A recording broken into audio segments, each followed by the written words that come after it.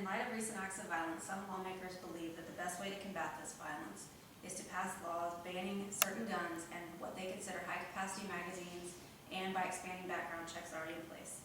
These laws are not likely to reduce crime and in turn will punish law-abiding citizens. In addition, they will not address the root of these violent acts. If passed, gun control laws will ultimately punish law-abiding citizens.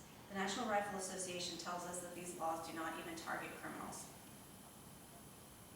These laws were formed based on the fact that they will keep criminals from using guns.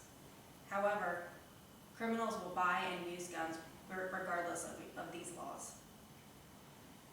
Criminals rarely, if ever, obtain guns legally, so passing these laws will not affect them. Gun bans and background checks will not even apply to them. LearnAboutGuns.com tells us that even areas with strict gun control laws have violent crimes.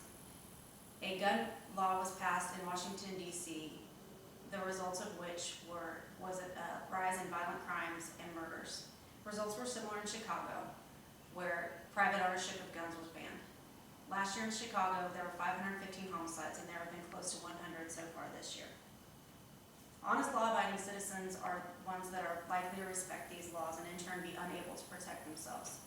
A survey on police1.com stated that 80% of police officers polled believed that legally armed citizens would be important in reducing casualties in incidents of mass violence.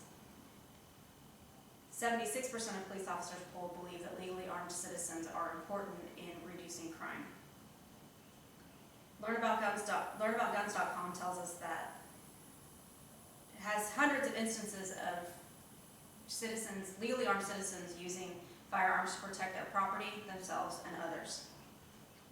If gun bans are passed or magazine capacities are lessened, citizens are risk being left with nothing to protect themselves. Americans need to know their rights, in this case the Second Amendment right, the right to bear arms.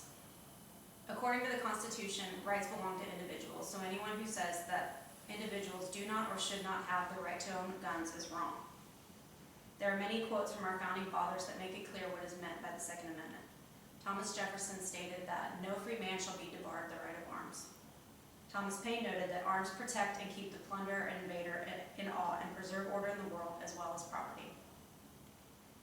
Rather than creating laws that criminals will not respect, we need to focus on the problems that lead to violent crimes. For example, more emphasis needs to be placed on mental health issues.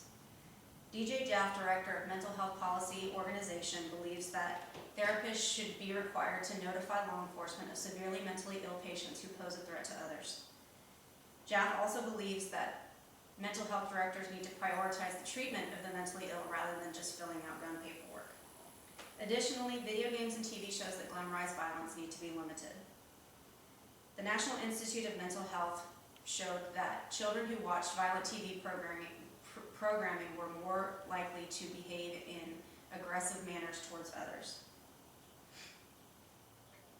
A 2003 study showed that adults that watched violent TV programming as children were more likely to behave in an aggressive manner as adults. TurnOffYourTV.com says that censorship is not the answer. Rather, they say that you should limit TV or turn it off altogether. Finally, ensure that law enforcement is adequately staffed, trained, and supplied. In addition, stricter punishments need to be imposed on any person who uses a deadly weapon in a crime. In a survey on police1.com, 91% of officers polled believe that swift prosecution and mandatory sentencing are one answer to reducing crime. In conclusion, focusing less on gun bans, gun and magazine bans, and realizing the true problems will lessen crime in general. Because as the National Rifle Association puts it, elimination of the instrument by which these crimes are committed cannot arrest the ravages of a psychotic murderer. In other words, taking their weapon away will not change that. If they want to commit the crime will be committed. All citizens need to assert their rights.